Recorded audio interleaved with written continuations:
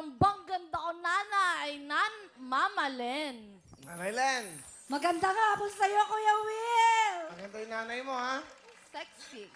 Ano gusto niyo sabihin, no? Kay Herlene. Alam kong nangarap ka na mabuo ang pamilya.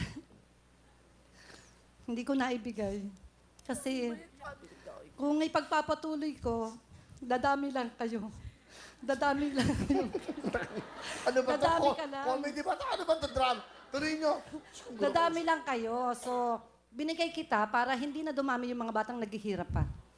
Alam mo yan kung bakit iniwan ko yung papa mo. At wala naman akong ipinalit. Hanggang ngayon, single pa rin ako. Nagsisikap ako para sa inyo rin. Yun lang. Mahal na mahal kita, Herlene.